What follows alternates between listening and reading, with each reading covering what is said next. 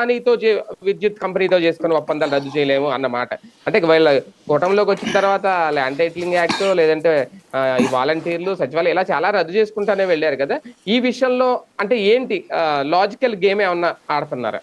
ఏది చెయ్యగలరో ఏది చెయ్యలేరో మనం గతంలో డిబేట్స్ లో కూడా చెప్పాను, బిఫోర్ ఎలక్షన్స్ కూడా. వాలంటీర్ తీసేయడం వీళ్ళ చేతిలో ఉంటది, ప్రభుత్వం ఏది ఈ అవుట్ సోర్సింగ్ ఉద్యోగులను తీసేయడం వీళ్ళ చేతిలో ఉంటది, ఒప్పందాలు ఇలా వల్ల కాదు రద్దు చేయడం అని నేను అప్పుడే చెప్పాను.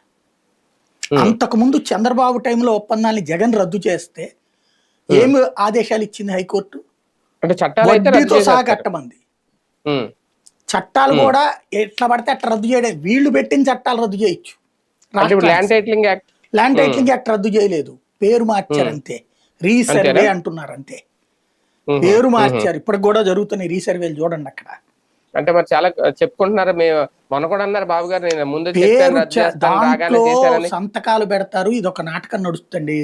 ఆ బొమ్మ తీసేశారు, జగన్ బొమ్మ, లేకపోతే జగన్ కి సంబంధించిన శిలాఫలకాలు ఏది అవి ఉంటాయి కదా రాళ్ళు, ఆ పేరు మీదన జగన్ అన్న సురక్ష ఇది తీసేశారు. రీసర్వే అనేది ఈ మధ్యన కూడా రివ్యూ చేశారు కదా మంత్రి, దాని మీద గొడవలు కూడా అవుతున్నాయి అని చెప్పి ఈనాడు జ్యోతిని రాసినాయి కదా.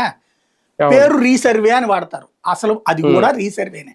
డిజిటలీకరణ అని మొన్న మధ్యన ఈనాడు రాసింది, రాష్ట్రం అంతా అద్భుతంగా డిజిటలీకరణ చేయబోతున్నారు, అందరికి డిజిటల్ ఐడి కార్డులు ఇస్తున్నారు. రాష్ట్రం ఏంటి, దేశం మొత్తం, అది నరేంద్ర మోడీ